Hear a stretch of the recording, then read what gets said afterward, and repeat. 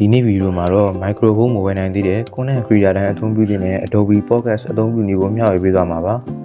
။အရင်ဆုံး Adobe Podcast မှာ audio ကို enhance လုပ်လိုက်ရင်ဖြစ်လာမယ့်ပြောင်းလဲမှုတွေကိုပြောပြပေးပါမယ်။ပထမဆုံးတစ်ချက်က background noise လျော့သွားတယ်။လေသံတွေ၊စကားသံတွေ၊ traffic သံတွေကို AI ကဖယ်ရှားပေးပါတယ်။အသံကပိုရှင်းပြီးတော့ professional ဖြစ်လာပါတယ်။ဒုတိယအချက်က voice clarity တိုးတက်တယ်။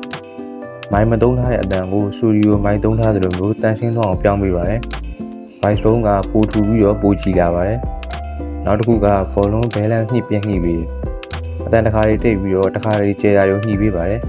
။ listening experience ကိုပိုပြီးတော့ smooth ဖြစ်စေပါတယ်။နောက်တစ်ခုက echo reverb လျှော့ပေးတယ်။အခန်းထဲမှာပြန်တဲ့ echo တန်တွေကိုလျှော့ပေးပါတယ်။အတန်က closer direct ဖြစ်လာပါတယ်။နောက်ဆုံးအချက်ကတော့ overall quality professional ဖြစ်လာတယ်။ podcast YouTube TikTok content အတွက် ready ဖြစ်သွားပါပြီ။ editing များမလိုတော့ပါဘူး။အဲ့တော့ Adobe Podcast ကိုအသုံးပြုဖို့ဆိုရင်ပထမဆုံး Chrome ထဲကိုဝင်မယ်။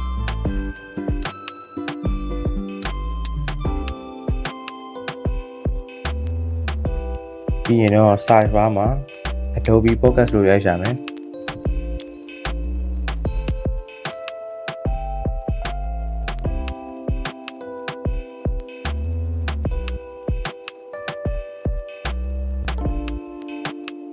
ပြီးရင် website ထဲကိုဝင်မယ်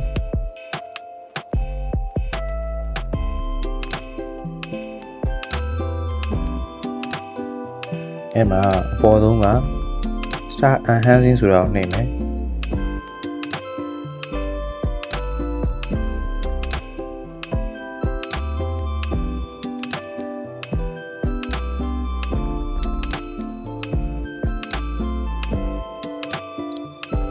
ပြီးရင်တော့ choose file ကိုနှိပ်ပြီးတော့ကို enhance လုပ်မဲ့ audio file တစ်ခုကိုရွေးပေးလိုက်ပါ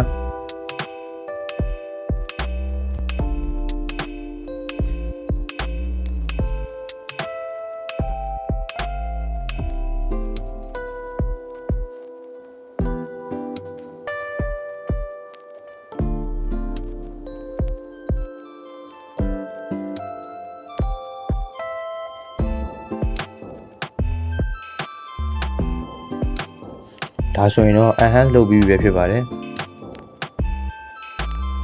ပြီးရင် download လုပ်မယ်